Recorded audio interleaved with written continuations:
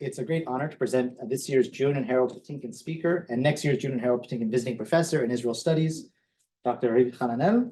Dr. Hananel is associate professor in the Department of Public Policy at Tel Aviv University and chair of, and I guess sort of creator of Tel Aviv's new MA program in urban policy, planning, and design. She took her doctorate in 2006 at Haifa's Technion and has also held a Fulbright postdoctoral fellowship at Harvard in urban planning.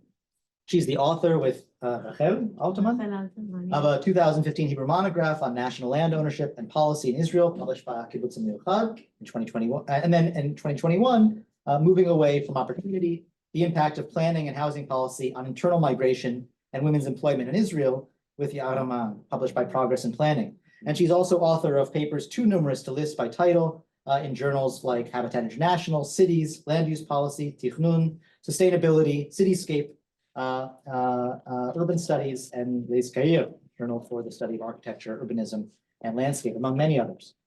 She's held many important grants. In 2021, she was working on the coronavirus. I guess that was a grant of opportunity. 2023 Bloomberg Segal Center for Urban Leadership, Housing Management Mechanisms in the Local Government. And now, of greatest relevance to our talk today is she's in the middle of a 4-year grant from the German Israel Foundation on social justice and the energy transitions in Israel, Germany, India, and Rwanda. This last dimension points us toward a turn in her work from the study of housing policy and society in Israel toward the topic for today, Here Comes the Sun, Decentralized Renewable Energy and Socioeconomic Gaps in Israel.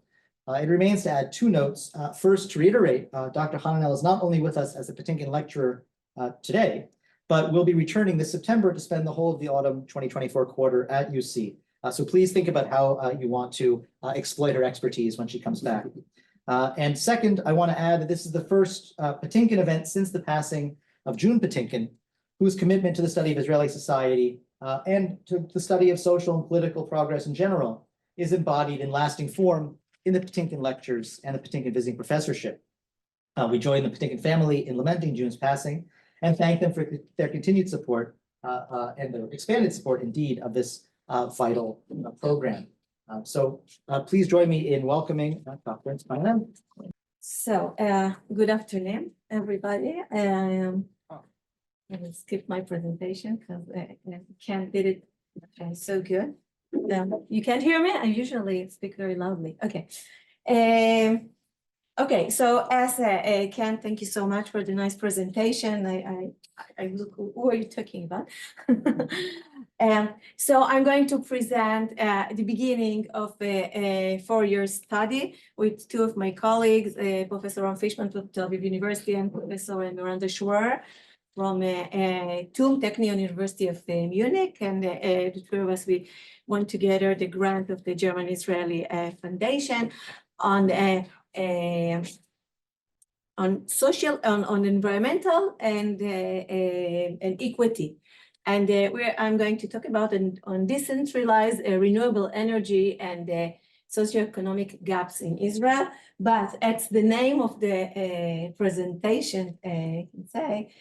We can really start this presentation without a few minutes from a few seconds from the videos. Just 20 seconds. Here comes the sun. Here comes the sun. I say it's all right. Okay, so since the industrial, I'm going to present the study and I'm going to talk about and to explain more about Israel and then come back to the study so you understand better the findings of the research. So since the Industrial Revolution, the production of electricity has grown consistently. We use electricity for any human activity. We cannot imagine our existence without it.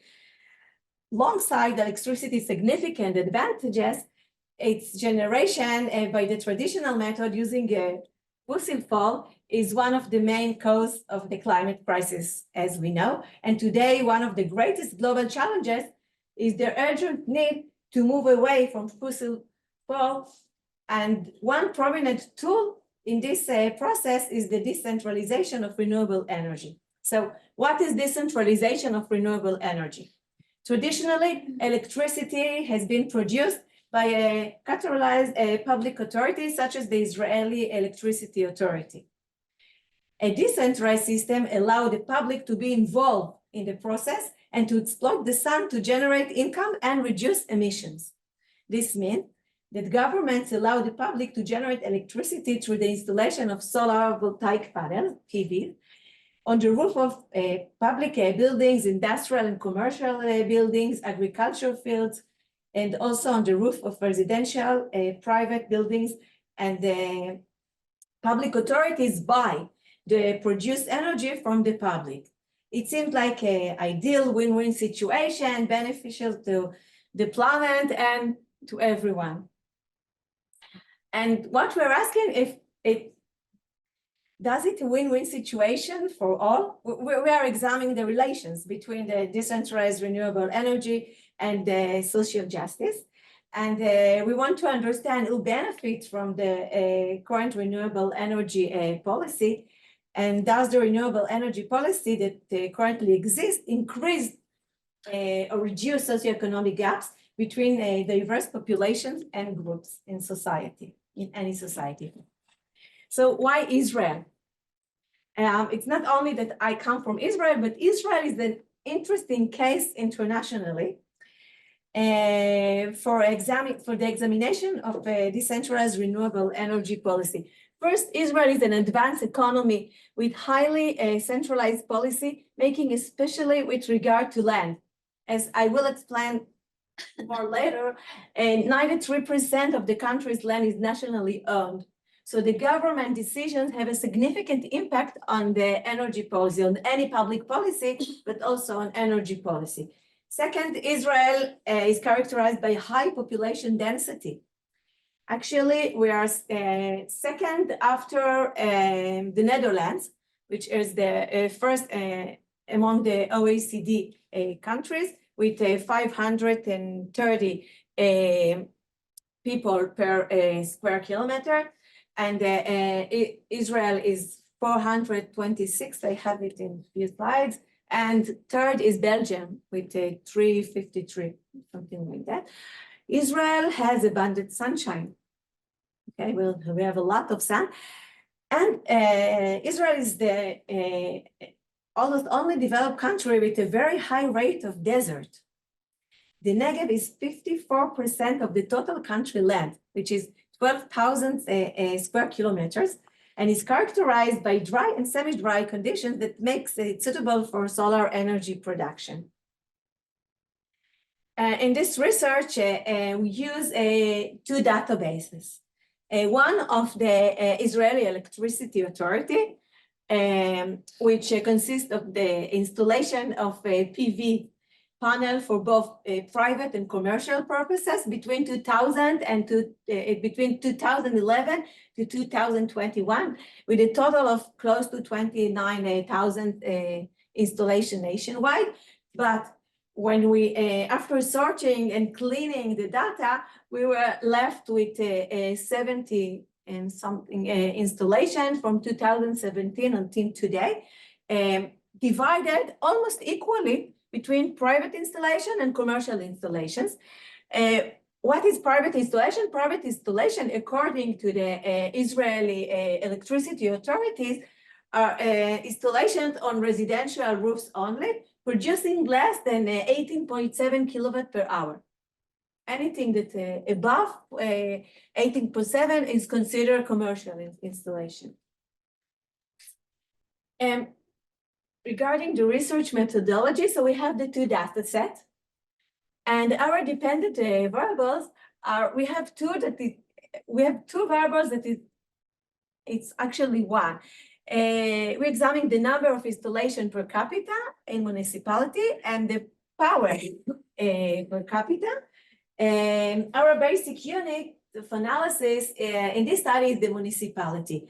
And then we use 4 explanatory variables regarding the spatial level. We use districts, municipality socioeconomic status, the division between rural and urban areas, and between the Arab and the Jewish settlements or municipalities, and between the percentage of Arab population in the municipality. So before we dive into the research and the findings, I want to explain a little bit about Israel and especially about the spatial dispersal of population in Israel. So I think that most of the people in this room are familiar with Israel, but we have almost 10 million people, and I don't think that I really need to explain this, right? Yeah. Okay, so we can move on. Okay, as for population, 73% of the population are Jewish, and 21.1% are Arabs, and about 6% are others. When we zoom in for the Arab population, we can see that 84% are Muslims, 1.7 million, and 9% are Christian, and 7% are Druze. When we zoom in the Jewish population, it is common to look at the distribution of the Jewish population by level of religiosity. So as we can see, 45% of the Israeli population define themselves as secular. Another 33% define themselves as some level of traditional. So we have the non-religious traditionalists and the religious traditionalists, 11% religious, and a little bit more than 10% are the ultra-Orthodox Haredim. If you want to stop me and to ask questions, feel free to stop me anytime, okay? As for a spatial, I'll present some different spatial divisions that we make in Israel. The first is by metropolitan areas. Israel had 4 central metropolitan areas, where about 68% of the total population live. Every metropolitan area has a metropolitan city, okay, by the name of the metropolitan: Tel Aviv, Haifa, Yerushalayim, Be'er Sheva, and Be'er Sheva. And the Tel Aviv metropolitan area is the largest, where the majority of the population lives, about 40% of the total population. Second is the Jerusalem metropolitan area with 1.4 million and 15% of the total population. Third is the Haifa metropolitan area with which about 1 million population and 10%. And lastly is Be'er Sheva, which has only 4% and less than 400,000 population. The rest of the population reside in places further away from the metropolitan cities. And according to the definition of the Central Bureau of Statistics, they do not commute to a metropolitan city. This is the definition of metropolitan areas when the city have a relationship of when the population commute to work at the core metropolitan city. A more common spatial division is by district. Israel has 6 districts. You can see here by the colors. You're familiar with this?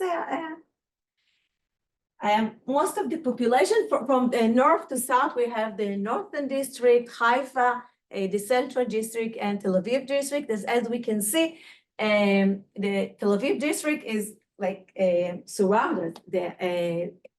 The central district surrounded Tel Aviv district, and then we have the northern district, Jerusalem district, and the northern district. In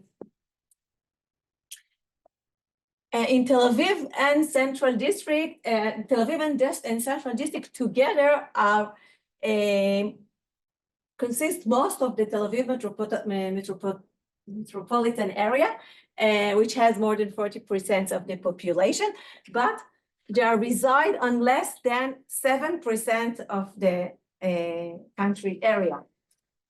And by contrary, the Central District, which only 50% of the population, which 1.3 million, they reside on they consist 66%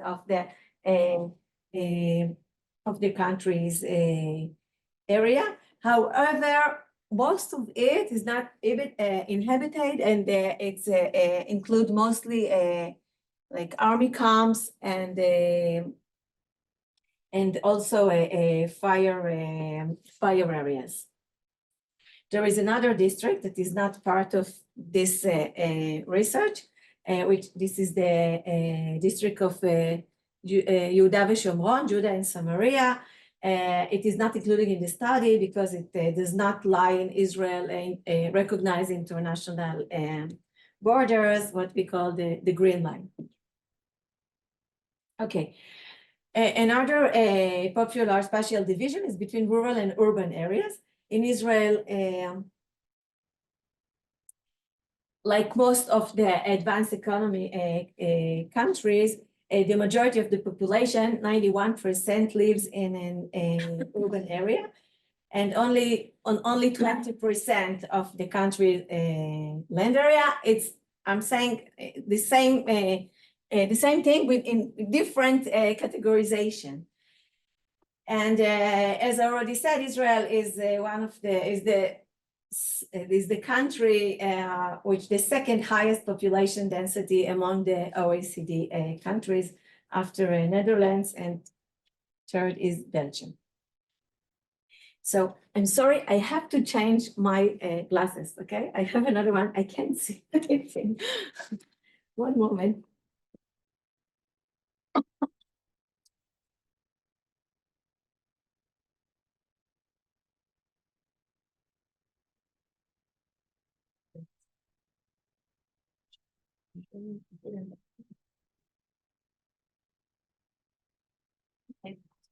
I left it.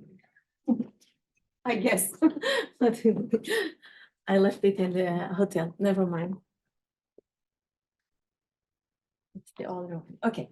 So like 60 minutes about 60 seconds about Israeli unique land policy. Okay, Israel land policy is unique and differ from that of most countries with advanced economy. We are the only democratic with advanced economy country that 93% of its land is nationally owned, including all types of land uses and users, which means residential, commercial, industrial, open areas, leisure time land, everything. Different land policy exists for the urban sector and for the rural sector. It's due to historical reasons. In the urban sector, until 2009, nationally owned land were leased through long-term leasehold contracts for 50 years, cheaply with an extension. Okay. However, in 2008, we have a land reform that allowed that began a privatization process, which enabled the transfer of nationally owned lands to private leases. In the urban sector, no privatization sector took place, and most of the land is still nationally owned. In most cases, the land was given for free to establish Jewish rural communities as part of the Chazon HaTzioni, the Zionist vision, and like to establish the kibbutzim and the moshavim, and for agriculture work only. Okay, it's very different. The urban land was never given for free anywhere. The urban sector, some major characteristic of the urban sector in Israel. A city is defined in Israel as a settlement with over 20,000 residents. Most cities and the population, as we saw before, are concentrated in the Tel Aviv metropolitan areas. We can see here, this is a map of the urban settlement or of the municipalities in Israel, and we can the pink, the pink represent a concentration of urban settlements. And the type of construction is low-rise building, usually up to 10 stories. And currently, many Israeli cities are undergoing urban renewal processes, whereby low-rising buildings are being replaced in high-rise building, 15 stories and above. It's not so high compared to the US, but it's much higher than we used to have. When I was a child, Migdal Shalom, remember, was the highest building in Israel. Okay, so here is some examples of old and new residential development and urban renewal in Israel. As for the rural sector, so a rural settlement is defined in Israel as a settlement with fewer than 2,000 people. The construction type consists of mainly single-family houses with low building density and many open and green spaces. We can see here that the red dots are moshav, the orange, I don't know how I say it, it's kibbutz. This kind of yellow, it's other Jewish, and the Arab villages is the light yellow. In the past, the resident of the rural settlements were engaged in agriculture, but today most of them are engaged in other professions. And the rural settlements are spread over most of the country, as we can see on the map, and the majority are the Jewish cooperative rural settlement. Moshavim is 43%, and kibbutzim is 26% of total rural sector. As in Israel, here is some pictures of Israel's kibbutzim and moshavim. And in Israeli, I couldn't give a lecture without referring to the situation that we have now in Israel. So this picture,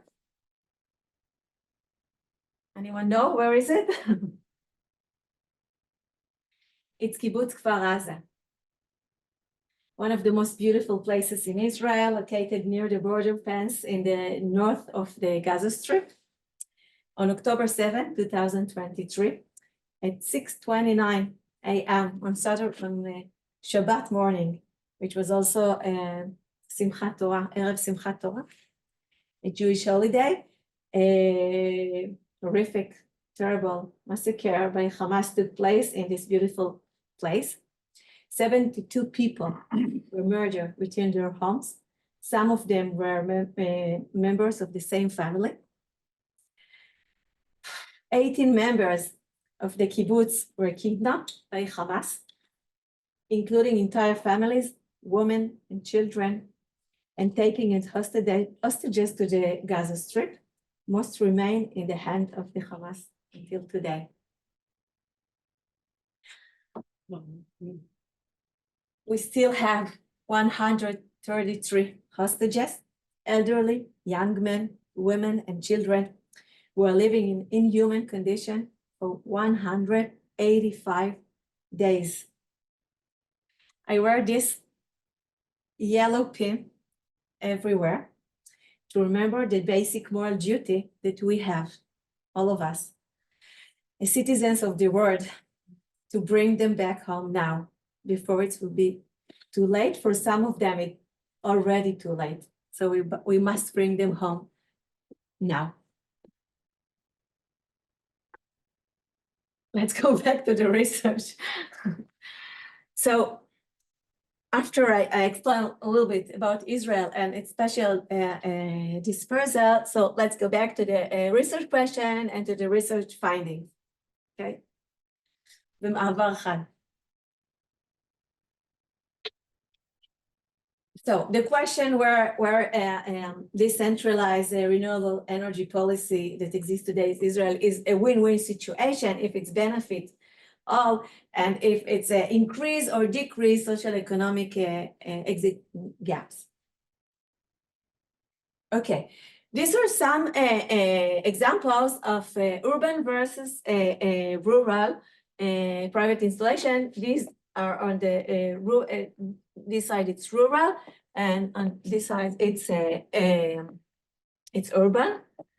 As you can see, the urban sector is always on roof, top of the roof, and in the rural sector, it's also on top of the roofs and of private installation. But on a commercial installation, the situation is very different between urban and rural. In the rural sector, we have what we call solar fields, and which we don't really have on the urban sector. So regarding private installation, okay, we divided the analysis into private and commercial installation. So regarding private installation, we first examined the installation of solar panels for population by municipalities. The percentage of installation in the municipality is the number of installation in any municipality divided by the number of residents. So it's installation per population by municipality. As we can see, in most Israeli municipalities, there is almost no renewable energy projects are carried out. Average of 0.003 installation per capita, which means 3 out of 1,000 people install PV. When we look at the power produced, the kilowatt per capita is the average kilowatt in the municipality divided by the population again. So, when we examine the kilowatt per capita, we also see the same findings that in Israel municipality. The amount of kilowatt per capita that produce is the average is only 0.05, which is very marginal numbers compared to other countries. 2 weeks ago, I presented this project in Germany, and they were laughing. They saw how marginal our numbers are. And the basic research unit is with the municipality. We don't have any other option to have a more accurate examination. We are very limited in our data. Okay, next we examine the spatial distribution of both installation of solar panels and population. The solar panels per population is in blue, and the kilowatt per population is in purple by district. And as we can see, renewable energy projects are carried on mainly in peripheral areas, which mean in the northern and in the southern district, which it makes sense. We have there less population and lots of area and lots of sun all over Israel. And then we examine both the installation of solar panels and the kilowatt by socioeconomic cluster of the municipality. The socioeconomic cluster of all municipalities in Israel is ranked according to 10 clusters, where 10 referring to the richest municipality and 1 to the poorest. And as we can see, the socioeconomic status of the municipality is, the higher the number of renewable energy projects per capita. Okay, so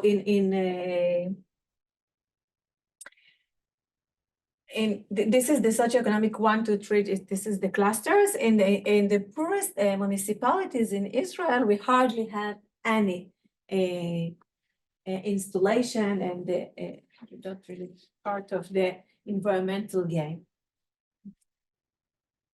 Okay, this is interesting. And when we examine the distribution by rural versus urban area, first we use distributive statistics. So when we look at it just using distributive statistics, we can see that we have quite similar results in the urban and the rural areas.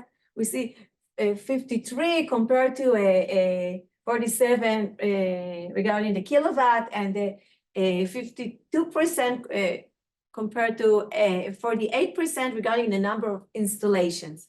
So it's quite similar. However, when we run a regression and control the number of residents in the municipality, the findings are totally different. And then we see that in both our variables, it is 4 times greater in the rural sector compared to the urban sector. Okay, which means that most renewable energy projects that are actually the production of renewable energy in Israel is took place mostly in rural communities. Oops. Okay. Now let's move to the commercial installations. We don't have, unfortunately, most of the students now are occupied with some other things in Israel than research. So we don't have yet finished running all the regressions, but I will present some interesting finding using distributive statistics. So when we use the same, this is why I show you earlier the distributive statistics regarding a private installation. When we look at the distribution of the commercial installations among urban versus rural areas, we can see that first private installation and commercial installation behave differently. Okay, it's not surprising that the total sum of the kilowatt that produced is 10 times of the in the commercial installation than in the private installation. But as we can see already in the distributive statistic, when we don't control yet, when we didn't run yet the regression, and we don't control the number of the citizens in each municipality, we still can see a significant differences between the rural and the urban areas, 68% compared to 31%. And here we don't really see, regarding the number of installation, we don't see a big differences because we have fewer installations that produce much more kilowatt in the rural sector. But we can assume with a certainty that when we run the progression, the regression, we will get much more significant differences between the rural and the urban area, taking into account that 91% of the population in Israel lives in the urban area and only 9% live in the rural area. So we'll probably get much more significant differences. An interesting finding we had regarding the distribution by socioeconomic status of the municipality. Unlike the urban, unlike the private installation, where we found that the highest the socioeconomic status of the municipality, the higher installations, here we can see that not so rich, like 6, 7 cluster municipalities, that are 6 and 7 in the cluster, has most of the produced most of the power. And one possible explanation is that most of the rural settlements are in this cluster. But the explanation still requires our examination, which is not yet completed. Okay, these are the regression, but okay, so let's sum up. Currently, a decentralized renewable energy policy is implemented mainly in affluent Jewish rural communities located far from the center of Israel. Those who enjoy the sun are population that have land, mainly in the rural sector, and capital, resident of affluent populations. Thus, the currently promoted decentralized renewable energy policy in Israel is widening the existing socioeconomic gaps, not narrowing them. The situation is similar in other parts of the world. And the challenge today is to design a renewable energy policy that enables disadvantaged population to participate in the renewable game and to benefit from the common resource, the sun. As I said at the beginning, this is the start of a large study that will take place several years in 4 countries: Germany, India, Rwanda, and Israel. And we've taken on this important challenge. Thank you.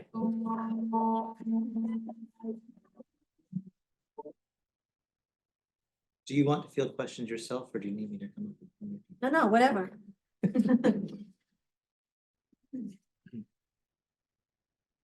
Yes, yeah, you can see. Can you walk us a little bit through the economics of how this is playing out? That is to say, is this all private enterprise with little involvement from the government, and that's why you have Yes, private exactly. firms turning to rural? Okay, so the Yeah. government is basically Do nothing. does nothing. Yeah. And can you walk us through the politics of those economics? Is that because this current government is committed to the offshore oil fields idea, gas fields, or is it because nobody's driving the car, or because it's No, not profitable enough? because we have a neoliberal government. We learned from our big brother here from the US. And Israel, for many years, the government policy in a different field is like not like many other neoliberal countries, to do nothing. I mean, not just to make some regulations and to allow the private market to flourish. And in this situation, who has capital and land can enjoy from the sun, and those who have no capital or land cannot enjoy the sun. And what is important in Israel, that Israel is actually the first country that has, we had a renewable revolution already in the 70s with the boil. Okay, no country in the world has such a percentage of boils, dudei shemesh, that we put on the roofs. And also Israel knew during the 70s and the 80s to subsidize boils for disadvantaged population. But they forgot all these all these techniques. So what I'm trying to say, when governments wants to be involved and to reduce gaps and to let the disadvantaged population to be part of the game, they know how to do it. So it's not that they don't know how to do it, but they don't want to do it. It's 2 different things. Yes, and Dan. Yeah, I want to follow up on this. I'm really confused because the conclusion that it widens. Yeah, why then? You didn't show us any data on that. It's No. not clear to me based on this whole product, like households have to invest in putting these things on the roof. Then they sell the energy to the government. Yeah. Are they profiting from this in a Yeah, way yeah. that is? They sell it, and the tariff is much. You go this side, okay? Then we can see.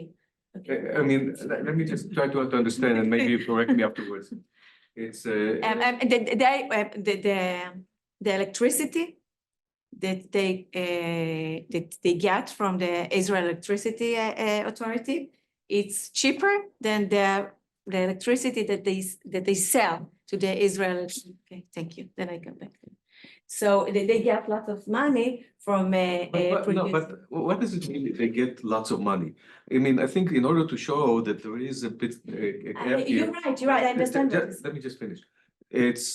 I want, you may want to show, it would be helpful for us as audience to see how much are they gaining from this? Because this is a big investment that Exactly. is probably has to be, recouped, the value recouped over many years. So for the time being, they are probably not yet counting the money, how profitable. All of this, and even if it were a profitable business for households to get it, there's nothing is subsidized there, right? I take it that they are investing in putting something on the roof and selling. Like any other business, we kind of imagine that in more affluent neighborhoods, there's more investment. And so to pick on this particular environmental investment that is probably, kind of long-term, maybe long-term profitable, but short-term has yet to yield.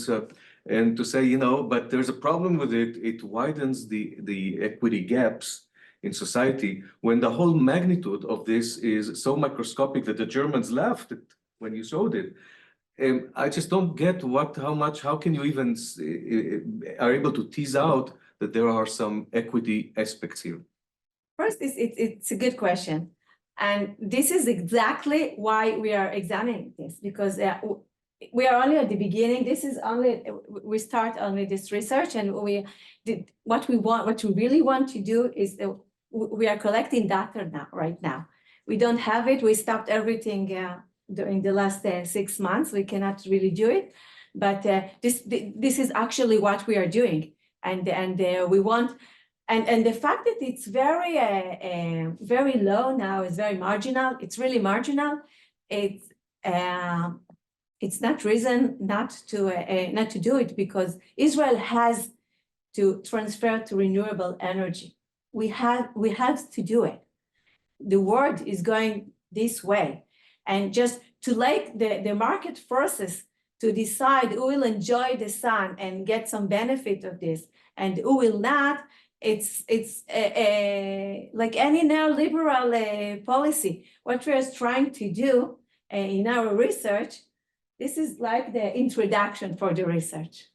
What we're trying to do is to understand the barrier and the obstacles for household to install PVs in affluent and in disadvantaged municipality, and then to build to design like a model and actually to examine it, like field examination, and to see how can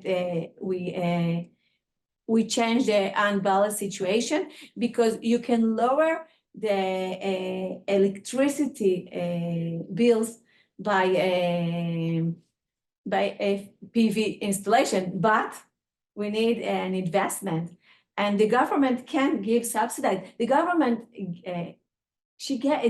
gave subsidies during the 70s and the 80s for disadvantaged population to put boilers on the roof, and it's something that also the government and the Ministry of Environmental Protection is also defined as an area that they want to extend. So it's not we just want to examine something so the German will laugh on us. It's something that need to be done, not only in the academia, but in real life. I understand that, but maybe it would be helpful in a presentation like this, since you're focusing on the economic value to these households that participate in this enterprise.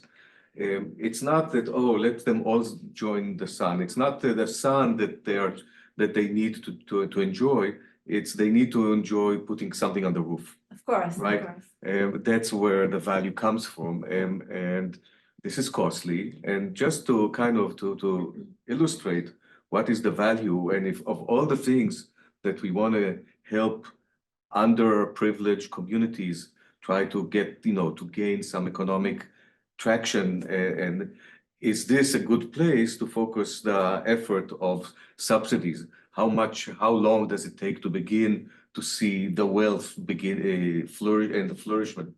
You see what I mean? It's exactly what we are doing. My colleague is an economist. So this is what we are doing. This is only the introduction of the big research. And I'm not talking about when I'm talking about a decrease or increase socioeconomic gaps, I'm talking about trends, not just general trends. To see where the installation are. This is, ironically, this is the first examination ever done regarding PV installations in Israel. No one did it before. Okay, yes. Sorry, I forget. So, Speech. first of all, thank you. This is very interesting, and I'm wondering how different it is with the experiences in other countries, because a lot of what you say here reminds me of what I see in Japan, for example, where I've done a lot of work. But also, in some of what you said now clarifies my question, but still, I think it's I can ask it. It seems like there's two separate problems. One is urban areas, and the second is less affluent socioeconomic gaps in other areas. So those seem like two separate problems around the PV. Yeah. So it seems like the problem with the less affluent more rural areas or communities, whatever, the problem is solvable through some sort of collective energy, collective panels outside, something like this. But in urban areas, seems like the problem is more of a technical problem than it is a socioeconomic problem. I'm thinking for Tel Aviv, for example. The power comes from Hadera or Ashkelon or Reading, if I'm correct, right? So you have three places. I'm wondering how much of the problem is for Tel Aviv, would it be practical for homes there, each home to install? And maybe the less incentivized now because of the cheaper Israel's shift to natural gas in recent years, and how natural gas has created a kind of an elite class in Israel, super elite because of the amount of natural gas. So I'm wondering about how that shift in natural gas is also de-incentivizing any kind of collective practical solution to the urban problem. First, you're right. We are focusing on urban area because the problem is in urban area, and most of the population lives in urban area, and we're very dense places. So, and I think this is also the challenge in the world, because we are eventually we will compare it in Israel, Rwanda, India, and Germany. We have some data on Germany because in German you just open a site and you have all the installation and the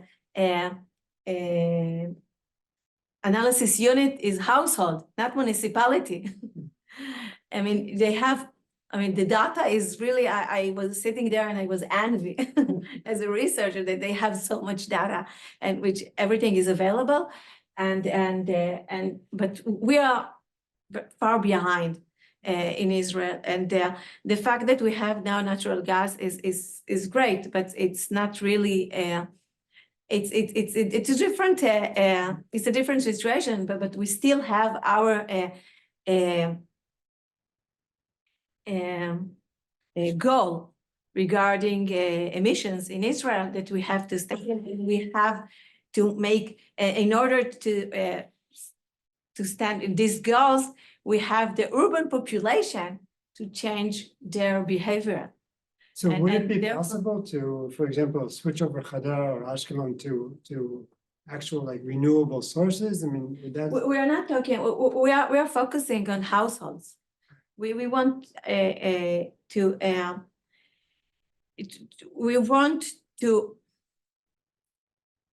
it's a vision, but we want to design a model that will enable any household to involve in this environmental gap.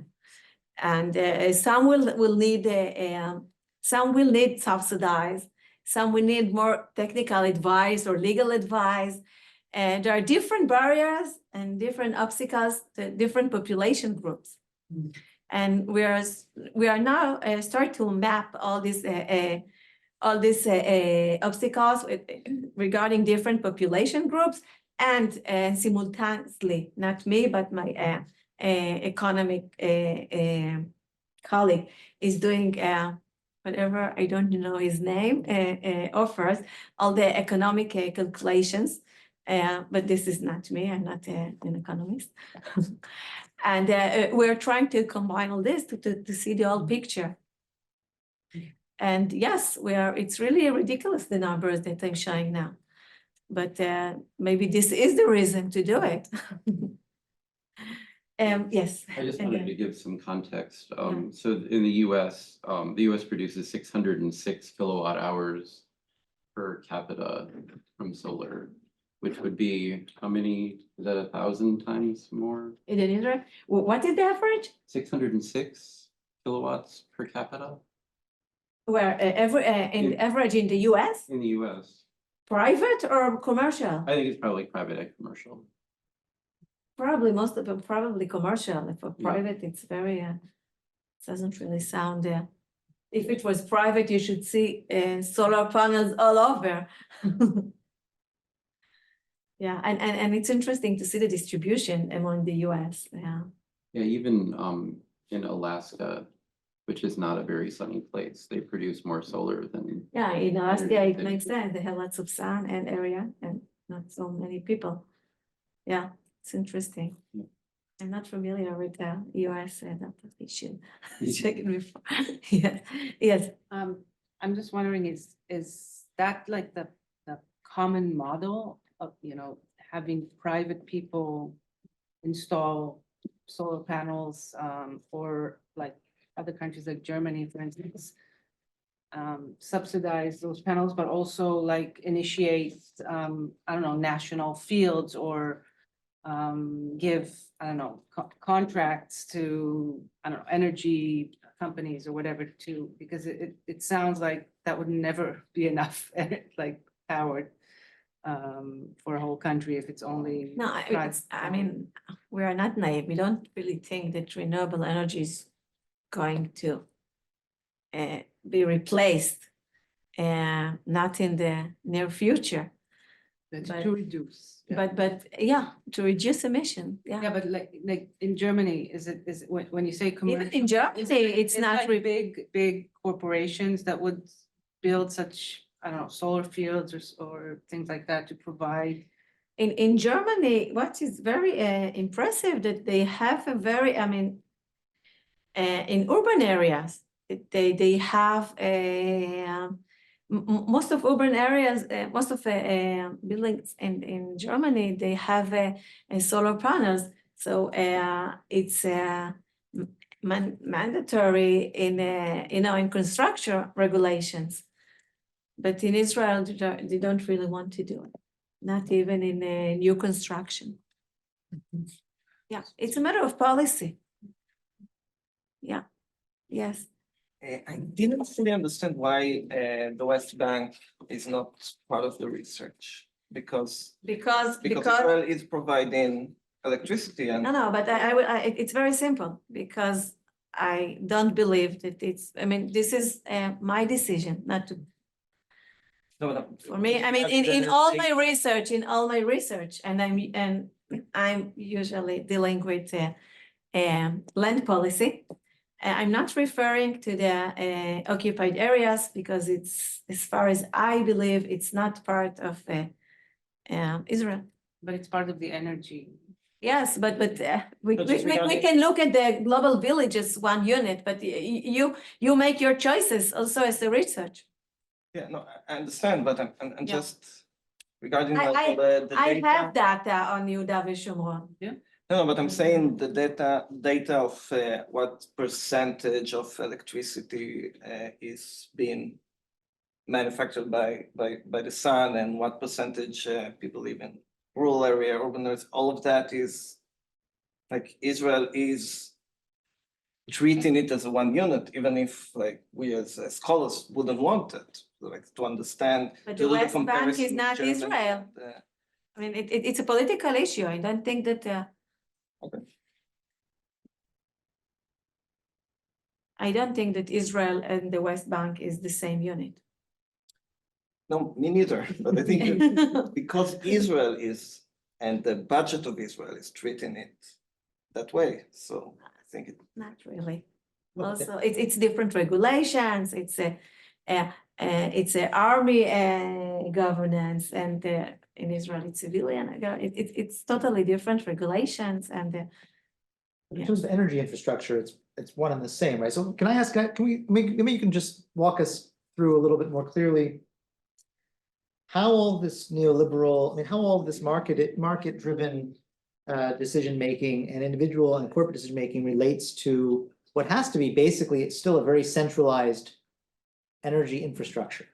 So how does it work? I mean, so I can set up a panel on my roof and then I just call the Israel yeah. Power Corporation, I say, I'm selling you X amount of kilowatts. It's exactly like that. But beyond the individual choices, presumably there are purely private enterprises that develop these fields?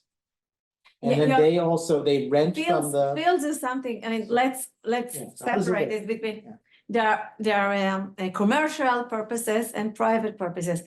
I just, from my experience, it's just an anecdote.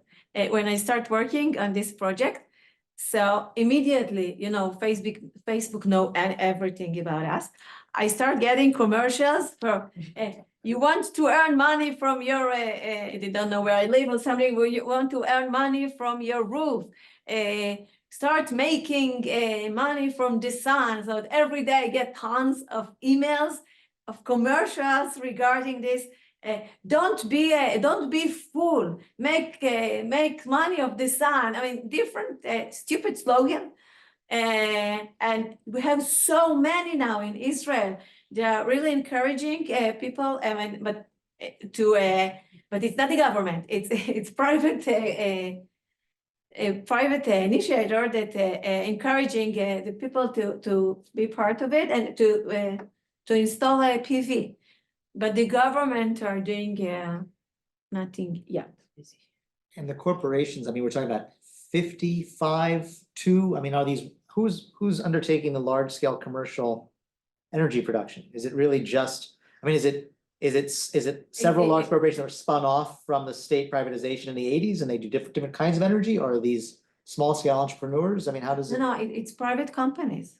Big or small? That's what I mean. I mean, like, I'm trying to understand. Different kind of. I have the list. It's a lot of. It's not. You can see like just 3 or 4 or 10 dominant companies. No, it's many company producing a different amount of energy, and it's spread all over the country. And yeah, it's a real mess. and we are trying to make some sense of this mess and to examine it. Different level in order to in order to do something good for the future of all of us. I mean, this is the motivation of this research, but it's only the beginning. I hope that by next year, next year that I come here, I have some more interesting findings. But still, although this one, what is your name? עמרי בן שחר. אתה אח של דני. וואו, איך אתה דומה לו? דני הוא חבר מאוד טוב. כן, כן.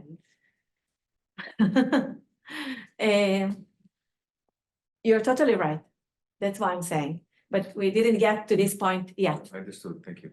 That's I mean, this is the introduction to the to the big research that, and we are now collecting data, and it will take us some time, especially in this situation, but hopefully we'll get there, and I really want to know the answers. Now, איך אתם דומים, אני בהלם. I was curious if you want to say more. There was like the striking data point about the rural areas not being either very wealthy or very poor, but it's kind of this 6-7 section of the socioeconomic. Yeah. And I was curious whether that's related to what you mentioned in the beginning, which is that historically kibbutzim and moshavim got a lot of resources. Yeah. Land. And it seems like in addition to the kind of urban rural distinction, that kind of center and periphery, and it's really the towns in the periphery, which would be the weak link, right? That it's, you know, the Exactly. towns in the periphery, if they had kind of access they have a lot of land all around them. I can talk about this issue for hours because this is my specialty. I mean, the land policy and the socioeconomic gaps. But I want to take it.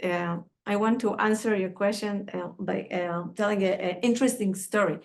When we start look at not only the numbers but the cities that actually produce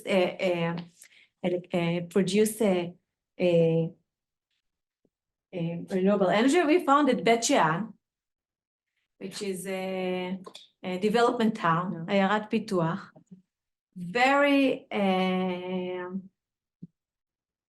they're ranked 4 or 5, a very disadvantaged population. They're on the top of the urban municipalities. So how come? I don't know the answer yet. It's so hot But- there. What? Maybe it's because it's so So hot damn there. hot.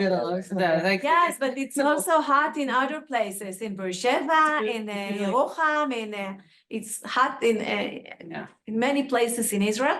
But in Bet Shean, they have lots of solar panels, and it's a dissonance. It's not fits with the theory, and it's not fits with the findings.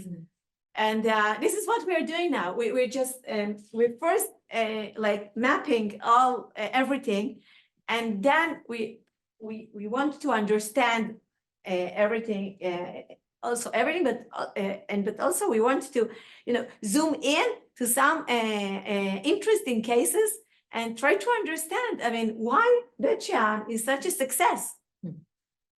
And I have now a student which I recruit from Bet Shean, who is investigating this particular case study, which is very, very, very interesting. And we don't know the answer. maybe there's like a very talented macher there. Macher. Yeah. Macher is always Like selling is always- everything. No, Somebody really, in Bet the- Shean is really, Into this, yeah. it's really a mystery for me right now. I hope that in few months it won't be a mystery, but it's so nice to have such mysteries in the academia. Then you can go for your journey and to get an answers. But yes, it's very interesting.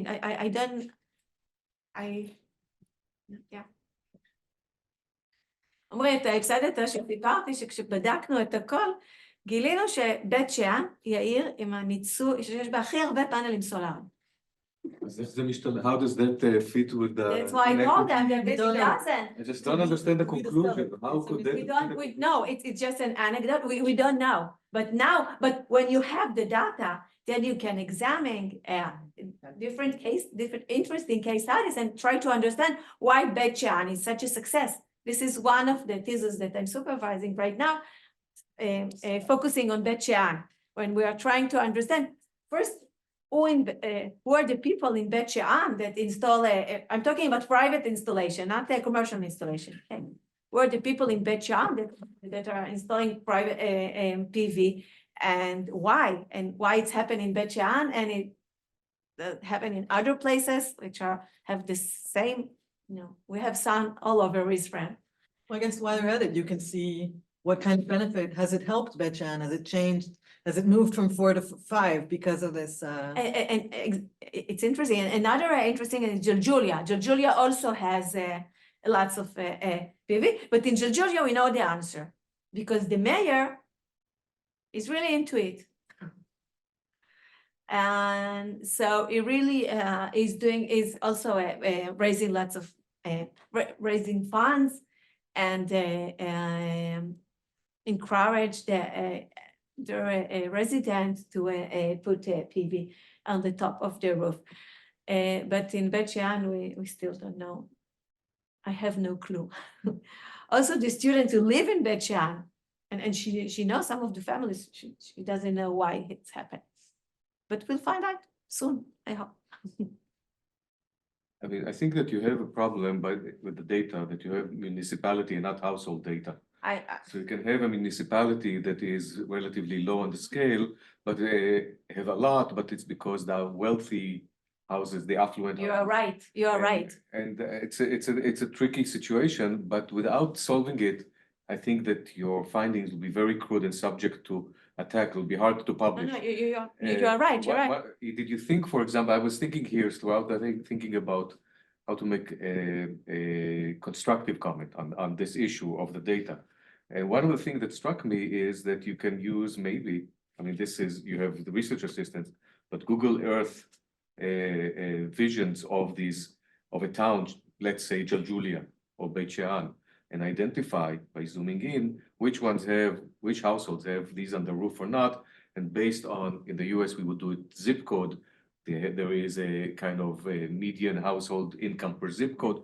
Maybe in Israel, there's something for this, somehow to try to get some traction as to the households that are doing it, You're not absolutely the municipalities. You're absolutely right. This is why I emphasize the fact that right now the research unit is municipality, which is it wasn't I mean, this is what we have, but it's not that I mentioned it not because it's good, but because this is the fact. But yeah, we're trying to build our data. But we can't do it all over Israel. We can focus on specific municipalities like Jaljulia and Beit Shean, where we contract the municipality, and they have some data regarding the PV installations. So we can do it when we zoom in specific places, but we can't do it everywhere. Yeah, data is a big problem in Israel, as I think most of you know, and we don't have data. Yes, sorry. So can you say a little bit more about why it's the best idea for people to use, let's say they don't have a lot of money for this, as opposed to the municipality? Because it's a choice, right? If all the, if many private households are doing it, municipality doesn't need to invest so much in it. And it's on the premise, I don't understand. think that it's this or this. We can do both. I didn't understand the question. I'm sorry. Well, if you've got commercial, municipal, and private, and it sounds like the idea is to encourage private household investment in this, right? Yeah. Then an alternative would be for the municipality to cover it and reduce everybody's energy costs. And then people can use that money to invest in something better, right? They'll make them more money. Because the So municipality. it's not a challenge, it's a question for information. How do you decide that this is the best thing for people to do with their money as opposed to another formula? And then, you see what I'm saying? Yes, but I don't decide. I mean, I'm not saying that this is the best. I mean, I'm not a broker who say just invest in the sun. I'm just, and the municipalities in Israel, they will not cover it. In Israel, the relationship between the central and the local government is very centralized. Municipalities in Israel, they have, their power is much less than in the United States. And we don't have like home rule and such regulations.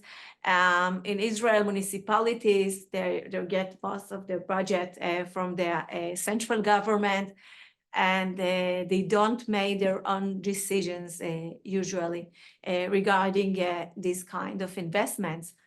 So it's not an option in Israel that the municipality would fund it. It's either they do it or it won't be.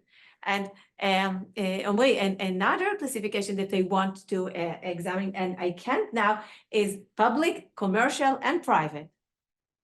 But I don't have I don't have data regarding the public installation. The only thing that I have is like the data that I got from the Israeli Electricity Authority. And I could only classify it to private and commercial regarding the amount of kilowatts that the household used, like 18.7. This how we divided it. We didn't have any other option. And it's also interesting to examine the municipalities as a player. And what municipalities are, which municipalities is using more PV and is not using PV, but we don't have data. We have to make our data. And this is, I think, as a public policy researcher in Israel, you are all your question. I mean, I really identify with all your question because this is the problem that we are facing every day with the data.